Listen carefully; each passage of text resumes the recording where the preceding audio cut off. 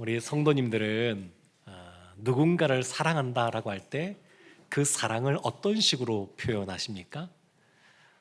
또 거꾸로 어떤 분이 나에게 어떻게 행동할 때 내가 사랑받고 있구나 이런 마음을 갖게 되십니까?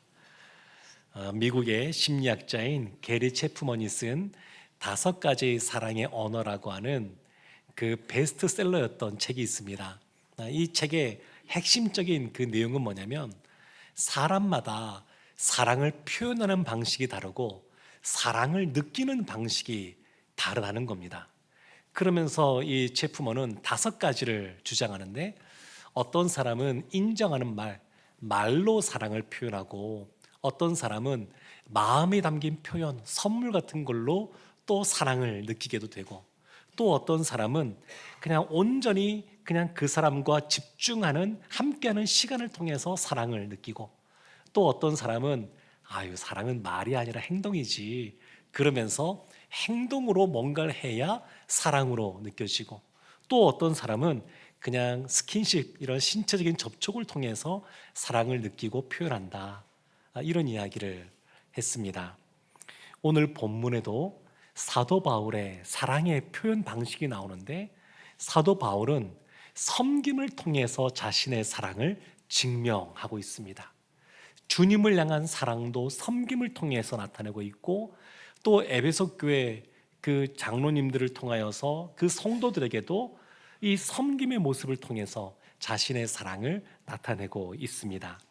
오늘 본문은 크게 2가지로 나누어지는데 13절부터 16절까지는 드로아에서 밀레도까지 가는 그러한 여정이 나와 있고 17절 이후에는 에베소 교회 장로들을 초청하여 그들에게 고별 설교하는 장면이 나옵니다. 이 내용을 오늘 다 보진 않고 이제 다음 주까지 이어서 볼 텐데 이 바울의 마지막 이 고별 설교를 보면 참 아름다운 이별의 모습, 아름다운 작별의 모습이다. 이런 생각이 듭니다. 사도 바울이 자신의 그 설교 내용을 또 나누면 오늘 본문에 해당되는 21절까지는 자신에 대한 이야기를 말하고 있고 그 이후의 말씀에는 에베소 교회 장로들에게 당부하는 말이 나옵니다. 이 시간에 먼저 바울이 드로아, 에베소 위쪽에 있는 드로아에서 에베소 남쪽에 있는 밀레도까지 가는 여정을 먼저 살펴보겠습니다. 13절 말씀에 사도행전 20장 13절 말씀에 나와 있는데 우리 이 말씀 함께 합독하겠습니다. 우리는 앞서 배를 타고 아소에서 바울을 태우려고 그리로 가니 이는 바울이 걸어서 가고자 하여 그렇게 정하여 준 것이라. 우리는 할 때 우리는 바울을 뺀 누가가 포함된 선교 여행 팀이라고 할 수 있습니다. 그들은 배를 타고 드로아에서 아소를 거쳐서 이제 갑니다. 근데 바울은 걸어서 갑니다. 걸어서. 그리고 배가 먼저 출발했습니다. 그리고 바울은 뒤늦게 걸어갑니다. 누가 빨리 도착할까요? 언뜻 생각하면 배가 더 빨리 도착할 것 같지만 이 지형이 어떻게 되어 있냐면 이 드로아에서 아소까지 가는데 땅이 이런 식으로 되어 있습니다.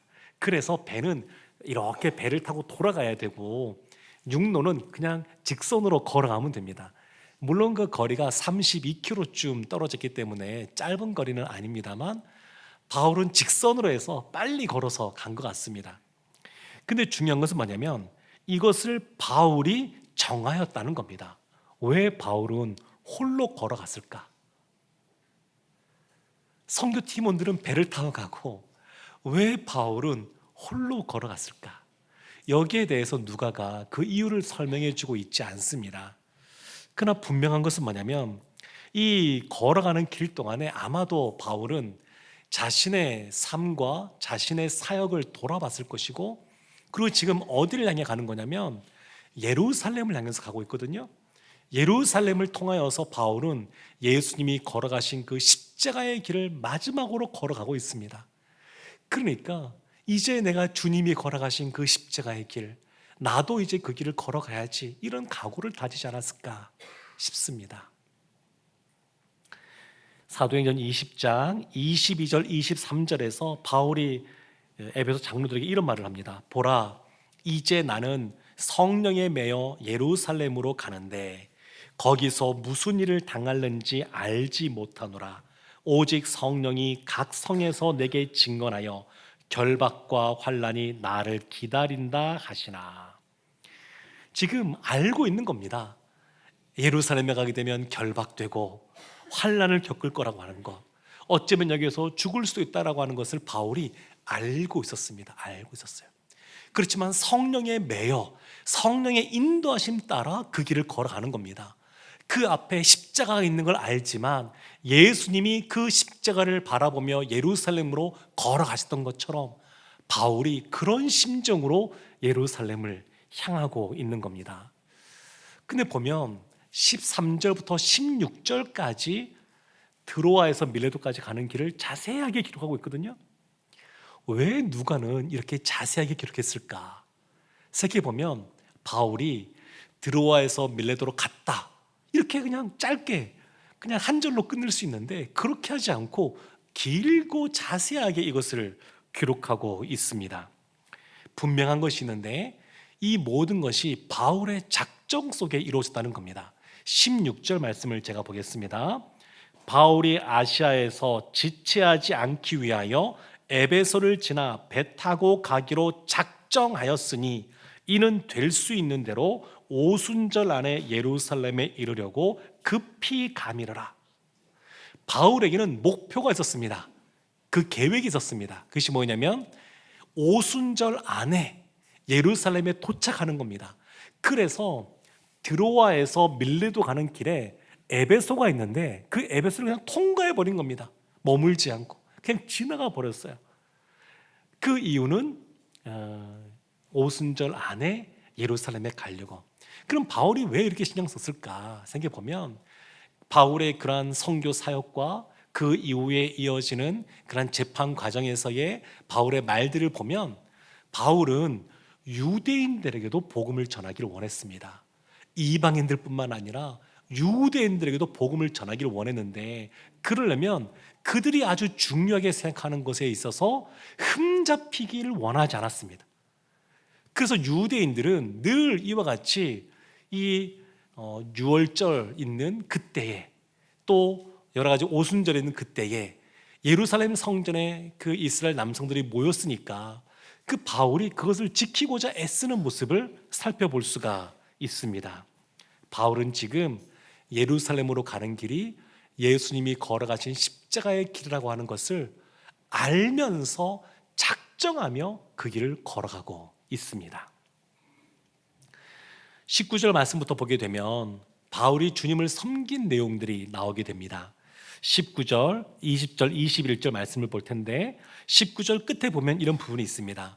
주를 섬긴 것과 유익한 것은 무엇이든지 공중 앞에서나 각 집에서나 거리낌이 없이 여러분에게 전하여 가르치고 유대인과 헬라인들에게 하나님께 대한 회개와 우리 주 예수 그리스도께 대한 믿음을 증언한 것이라.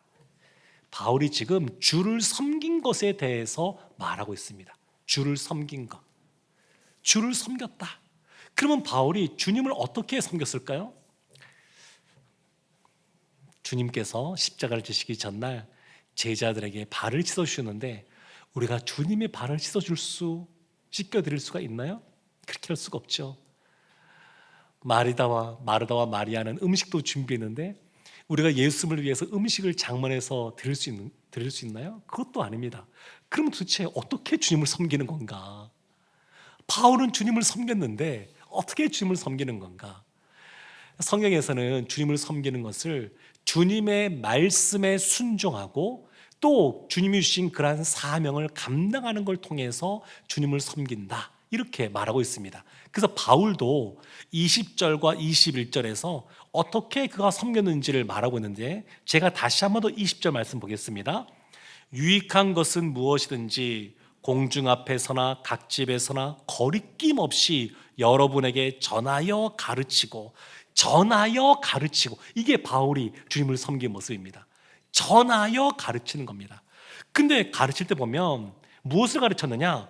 유익한 것은 무엇이든지, 유익한 것을 가르쳤던 겁니다. 무엇이든지. 추석 연휴를 잘 보내셨습니까?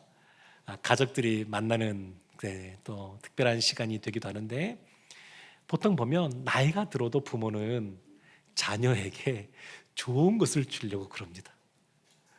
그러니까 유익한 것은 무엇이든지, 이 표현을 보면 자녀에게 부모가 주고자 하는 마음, 그 부모의 심정을 생각하면 이해하기가 쉽습니다. 유익한 것은 무엇이든지. 그러면 유익한 것이 뭐냐?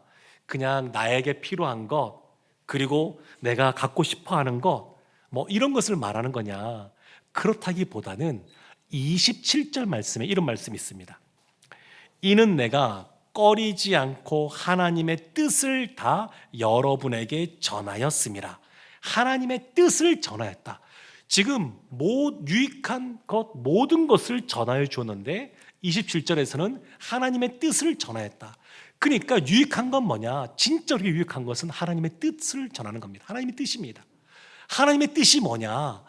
다시 21절 말씀 제가 한번 읽어볼 텐데 한번 따라와 보십시오. 21절에 보면 유대인과 헬라인들에게 하나님께 대한 회개와 우리 주 예수 그리스도께 대한 믿음을 증언한 것이라. 회개와 믿음, 이것이 유익한 것이라는 겁니다. 우리에게 진짜 유익한 것이 있는데 그것은 하나님께 대한 회개와 예수 그리스도께 대한 믿음, 이것이 우리에게 진짜 유익한 것이라고 바울이 말하고 있습니다. 그런데 이것을 어디에서 전했냐면 공중 앞에서나 각 집에서나, 그러니까 사람들이 많이 모인 곳이나 집에서나 그가 전했는데 어떠한 태도로, 어떠한 심정으로 전했냐면 거리낌 없이 전하였다, 이렇게 말합니다. 거리낌 없이. 본인이 깨달아 알고 있는 것은 다 전하는 겁니다. 거리낌이 없습니다. 근데 거리낌 없이, 이 말은 오그라들지 않고 그런 뜻입니다. 쫄지 않고 주눅들지 않고 그렇게 전했다는 겁니다. 우리 세상을 살다 보게 되면 세상이 얼마나 많이 변하고 있습니까? 미래가 불확실할 뿐만 아니라 여러 가지 뭐 기기라든지 이런 것도, AI라든지 이런 것도 너무 앞서 나가니까 그냥 젊은 사람들에게 나이가 들어갈수록 뒤처지는 것 같고, 뭔가 성과는 내야 되는데 그러긴 쉽지가 않고, 그러면 사람이 위축되어지게 되죠. 오그라들게 됩니다. 뭔가 사업을 할 때에 뭐 매달마다 직원이 있으면 월급도 그때 줘야 되는데 뭐 계약이 이루어져야죠. 사업하시는 분들은 뭔가 수주가 돼야죠. 그래야 또 직원들에게 월급도 주는데 한 달 중에서 한 주, 두 주 계약이 이루어지지 않으면, 뭔가 매매가 이루어지지 않으면 마음이 위축되기가 쉽습니다. 근데 지금 바울은 어떻게 했냐면 거리낌이 없이, 오그라들지 않고 위축되지 않고 그가 말씀을 전하고 가르쳤다, 이렇게 말합니다. 그래서 여기서 말하는 거리낌이 없이는 단순히 우리의 삶에 있어서 우리가 위축되거나 삶이 퇴보되는 것을 말하는 것이 아니라, 여기서 이 말은 믿음이 축소되지 않았다는 겁니다. 믿음의 담대함이 부족해지지 않았다는 그런 뜻입니다. 히브리서 10장 38절 39절에서 이렇게 말합니다. 나의 의인은 믿음으로 말미암아 살리라. 또한 뒤로 물러가면 내 마음이 그를 기뻐하지 아니하리라 하셨느니라. 우리는 뒤로 물러가 멸망할 자가 아니요 오직 영혼을 구원함에 이르는 믿음을 가진 자니라. 아멘. 하나님은 우리가 뒤로 물러가는 것을 원하지 않으십니다. 우리의 믿음이 축소되어지고 위축되어지고 오그라드는 것을 원하지 않으십니다. 하나님은 우리가 믿음으로 담대히 일어나서 구원의 영혼을 구원함에 이르는 믿음을 가진 자가 되기를 원하십니다. 사랑하는 성도 여러분, 이 세상 또 이번 한 주간 살아가실 때 오그라들지 않고 거리낌이 없이 담대하게 살아가시는 우리 성도들 되시기를 주님의 이름으로 축원합니다. 아멘. 이와 같이 말씀을 전하고 가르쳤습니다. 말씀을 전한다라고 하는 것, 아직 복음을 듣지 못한 사람에게 복음을 선포하는 겁니다. 가르치는 것, 예수님을 복음을 받아들여서 예수님을 믿는 사람을 말씀으로 양육하는 겁니다. 전하고 가르치는 것, 예수님께서 전파하고 가르치는 사역을 했던 것처럼 바울도 이와 같이 전하고 가르치는 그러한 사역을 감당했습니다. 그런데 이와 같이 전하고 가르치는 사역이 목표로 삼고 있는 것이 있습니다. 그냥 바울이 단순히 전하고 가르치는 것이 아니라 이와 같이 복음을 전하고 가르치면서 그 복음을 들은 사람이 어디에 이르기를 원하는지 그 핵심 목표가 있습니다. 그것이 우리가 보았던 21절 나오는 말씀인데, 유대인이나 헬라인들 누구라도 다 하나님께 대한 회개에 이르는 것이고 예수 그리스도에 대한 믿음에 이르는 겁니다. 믿음에 이르는 것, 회개와 믿음. 이것이 바울이 목표를 갖고, 이러한 목표를 갖고 전하고 가르친 겁니다. 회개라고 하는 것은 뭐냐면 한마디로 말하면 하나님 앞에 나아가는 겁니다. 근데 하나님 앞에 나아가려면 먼저 전제가 되어야 되는 것이 있는데, 그것이 뭐냐면 세상으로부터 돌이키는 겁니다. 두 개가 양립되지 않습니다. 하나님께 나아가려면 세상으로부터 돌이켜야 됩니다. 그러니까 회개라고 하는 것은 뭐냐면 하나님께, 세상으로부터 돌이켜서 함께 나아가는 거니까 우리가 이 예배 시간에 주님 앞에 나오지 않았습니까? 그러면 이 예배 나올 때 어떤 마음의 결단, 각오가 있어야 되냐면 내가 세상으로부터 돌아서겠다, 나의 욕심으로부터 돌아서겠다, 이런 결단이 있어야 하나님께 나아갈 수가 있습니다. 하나님은 우리를 예배 가운데 초청하고 계시는데 그 초청에 믿음으로 반응하여 나아간다고 하는 것은 나의 뒤에 있는 것들, 세상의 것들, 내 개인의 욕심들을 뒤로 하고 하나님을 향하여 바라보고 나아간다는 그런 의미가 있습니다. 하나님에 대한 회개가 있을 때 그것이 구체화된 것이 뭐냐면 예수 그리스도에 대한 믿음이라고 할 수가 있습니다. 근데 이와 같이 바울이 주를 섬기는 것, 이와 같이 주를 섬기는데 어떤 방식으로 섬겼냐면 그 자세, 태도가 나와 있는데 그것이 19절 말씀입니다. 우리 19절 말씀 함께 합독하겠습니다. 곧 모든 겸손과 눈물이며 유대인의 간계로 말미암아 당한 시험을 참고 주를 섬긴 것과, 아멘. 모든 겸손과 눈물이며, 첫 번째는 겸손이고요, 두 번째는 눈물이고요, 세 번째는 시험을 참고니까 인내입니다. 인내. 바울은 사역을 할 때마다 겸손과 눈물과 인내로 그 사역을 감당했습니다. 유명한 앤드류 머레이가 쓴 겸손이라고 하는 그 책을 보게 되면 앤드류 머레이가 이렇게 질문합니다. 그리스도인의 첫 번째 덕목은 무엇입니까? 그에 대한 답으로 겸손, 이렇게 말합니다. 그러면 두 번째 덕목은 무엇입니까? 겸손. 그러면 세 번째 무엇입니까? 겸손, 이렇게 말합니다. 그러니까 겸손을 빼고는 그리스도인다운 그리스도인이 될 수 없다, 이렇게 말하고 있는 겁니다. 바울이 에베소에서 참 이런저런 많은 일들을 겪었습니다. 회당에서 3개월간 복음을 증거할 때, 근데 그때 더 이상 잊지 못하고 쫓겨나오는, 그래서 두란노 서원에서 말씀을 증거할 수밖에 없는 상황에 처하기도 했고요. 그러니까 바울이 뭔가를 복음을 가르쳐줘도 사람들이 잘 받아들이질 않습니다. 왜 그럴까요? 교만하니까. 바울이 복음을 전하는 사람들이 다 어떤 사람들이냐면 교만한 사람들입니다. 교만한 사람들. 교만이라고 하는 것은 그냥 우리가 생각하는 것처럼 자기 잘났다는 것도 있지만 자기를 비하하는 것도 해당이 됩니다. 예수님이 십자가에서 우리의 모든 죄를 용서해 주셨습니다, 우리를 사랑하십니다, 그래도 자기 비하 가운데 아유, 나 같은 사람을 어떻게 해, 이렇게 하는 것도 교만입니다.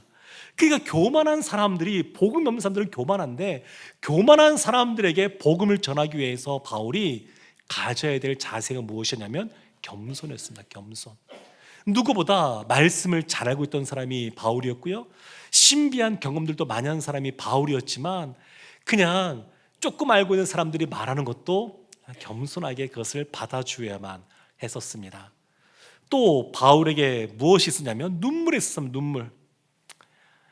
에베소 장로들에게 사도행전 20장 31절에서 이런 말을 바울이 합니다. 그러므로 여러분이 일깨어 내가 3년이나 밤낮 쉬지 않고 눈물로 각 사람을 훈련하던 것을 기억하라. 기억하라. 그 에어컨 잠깐 좀 틀어주세요. 공조기. 3년이나 밤낮 쉬지 않고 눈물로 각 사람을 훈계하던 것, 이것을 지금 말하고 있습니다. 그러니까 3년 동안 바울이 밤낮 쉬지 않고 눈물로 훈계했습니다. 예수님도 공생의 사역 기간 동안에 눈물을 흘리신 적이 몇 번 나옵니다. 3번 기록되어져 있습니다. 근데 바울도 참 많이 울었습니다. 다 나오진 않지만 그 사람들이 교만한 그들을 가르치기 위해서, 말씀을 가르쳐도 튕겨져 나오는 그들을 훈계하기 위해서 바울이 울면서 사역할 수밖에 없었습니다. 그러니까 저는 목회자로 있으면서 이런 것에 대해서 좀 더 공감이 있습니다. 우리 성도님들로 순장으로 섬기고 교사로 섬길 때 이런 부분들이 있지 않습니까? 그러니까 눈물이 있습니다. 눈물. 고린도 교회에서도 바울이 이런 편지를 써보냅니다. 고린도후서 2장 4절에서 내가 마음에 큰 눌림과 걱정이 있어 많은 눈물로 너희에게 썼노니 이는 너희로 근심하게 하려 한 것이 아니요 오직 내가 너희를 향하여 넘치는 사랑이 있음을 너희로 알게 하려 함이라. 많은 눈물로 편지를 써보냅니다. 많은 눈물로. 빌립보서에서 이렇게 말합니다. 빌립보서 3장 18절에서 내가 여러 번 너희에게 말하였거니와 이제도 눈물을 흘리며 말하노니 여러 사람들이 그리스도의 십자가의 원수로 행하느니라. 눈물을 흘리며 말합니다. 왜 그러냐면 너무 마음이 아프기 때문입니다. 왜 아프냐면 빌립보 교회 성도들 중에서 여러 사람이 그리스도의 십자가의 원수 같은 행동들을 하기 때문입니다. 그거를 떨어져 있으면서 그 소식을 듣는 바울이 기도하면서 눈물을 흘리고 있습니다. 안쓰럽기도 하고 안타깝기도 하고 이 일을 어쩌나 그런 마음도 들고, 그러니까 이 사역을 눈물이 없이는 할 수 없는 그런 그 상태에서 바울이 사역을 해왔습니다. 이와 같이 겸손과 눈물, 또 하나는 뭐냐면 인내입니다. 인내. 우리가 신앙의 길을 걸어갈 때도 그렇고 목회의 길을 걸어갈 때도 그렇고 우리의 삶의 자리에서 각자 삶을 살아갈 때도 그렇고 인내가 참 필요하지 않는 경우가 별로 없는 것 같습니다. 참 인내하는 것이 필요합니다. 그러면 왜 인내해야 될까요? 바울이 로마서 5장 4절에서 이렇게 말합니다. 우리 5장 4절 말씀 함께 압독할까요? 인내는 연단을, 연단은 소망을 이루는 줄 알미로다. 아멘. 왜 인내해야 되느냐? 하나님을 위해 주신 약속의 그러한 소망을 이루는 것이 인내이기 때문에 인내를 해야 됩니다. 사랑하는 성도 여러분, 바울에게는 이 3가지가 필요했습니다. 겸손과 눈물과 인내가 필요했습니다. 왜 이것이 필요했을까요? 이것이 없으면 도저히 복음을 받아들이지 못하는 사람들이 있으니까.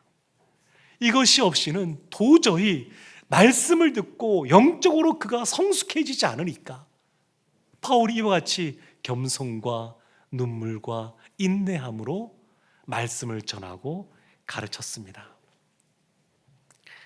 저는 말씀을 이렇게 준비하고 바울의 이런 삶을 살펴보면서 저도 저 자신을 돌아보게 되고 또 이 말씀이 저에게도 참 도전이 됩니다.